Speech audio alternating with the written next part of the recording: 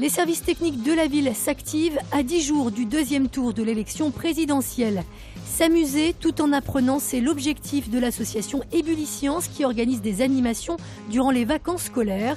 Et puis le Loup se prépare à affronter Clermont samedi, un match capital pour les qualifications en phase finale de Top 14.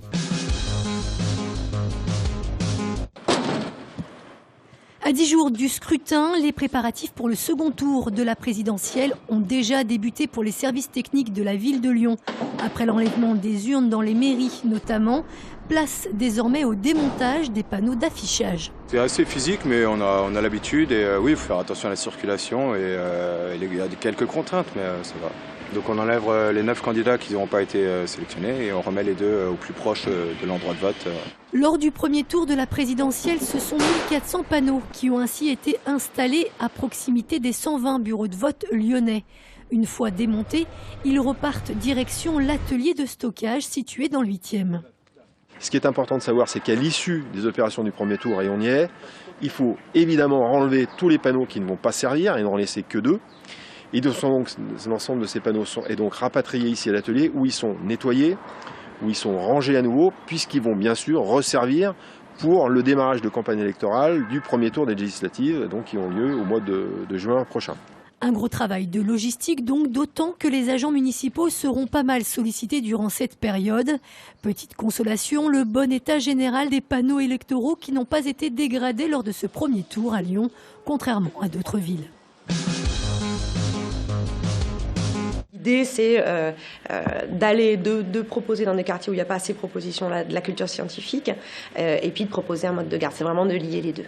Ils ont beau être hauts comme 3 pommes, ces enfants sont pourtant en pleine expérience scientifique. Faire de la science en s'amusant, c'est l'objectif de l'association Ébulliscience, créée il y a 20 ans à Vaux-en-Velin et qui, à chaque vacances depuis 2016, organise ce centre aéré un peu particulier. On a un musée où il est interdit de ne pas toucher. Et donc dans cette formule, on a tout dit, on encourage les jeunes et les moins jeunes à expérimenter, à toucher, à faire des sciences.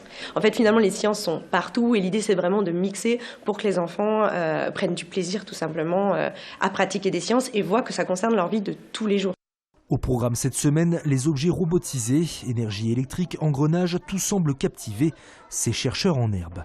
On tourne les bâtons, ça fait tourner 2 trous dans un autre et avec les engrenages. Les parents de leur côté trouvent l'expérience enrichissante. Là, c'est vraiment plus le côté curiosité, expérience, science qui fait que ça peut apporter autre chose et ça change, on va dire, de l'ordinaire. Et on sait très bien qu'il y a encore une montagne qui arrive et voilà, ça va être encore un gros match. Le Loup enchaîne les chocs. Après avoir fait chuter le leader La Rochelle, les Rouges et Noirs s'apprêtent à accueillir un autre gros morceau du top 14, Clermont. Des Auvergnats déjà habitués à Gerland où ils se sont qualifiés dimanche dernier en finale de Champions Cup. Ce samedi, il faudra donc montrer qui est le patron à la maison. C'est vrai qu'on se gratte la tête de savoir comment on va faire. On va essayer de faire ce qu'on fait de bien, essayer de mettre une stratégie en place pour essayer de les perturber. C'est une équipe qui est très complète, qui est certainement une des meilleures équipes d'Europe, je leur souhaite. Pas ce week-end, mais un peu plus tard. Car l'enjeu est de taille pour les 2 formations. Clermont 3e veut grimper d'une place pour échapper au barrage et le Loup 8e voudrait bien accrocher une qualification en phase finale.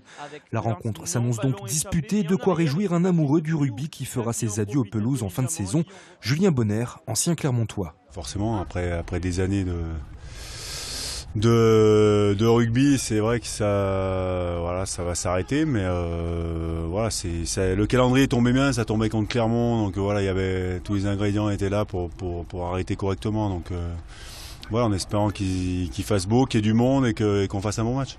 Loup Clermont, c'est samedi à 18h30. J'ai commencé la magie quand j'avais 8 ans à peu près.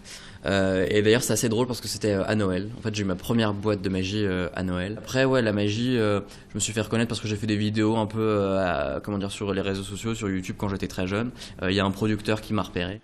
À 19 ans, le nouveau prodige de la magie, Maxime Tabar, s'est déjà fait remarquer dans plusieurs émissions télé, mais c'est sur la scène de l'Espace Gerson à Lyon qu'il rôde son dernier spectacle intitulé « Rien n'est impossible ». Moi, ce que je vais faire, c'est que je vais faire une petite croix, juste là. Je la montre à la caméra en plus, ok. Tu veux bien toucher comme il y a vraiment une croix? C'est pas, voilà, il y a vraiment une croix. Regardez, juste si je viens comme ça, je peux récupérer la croix.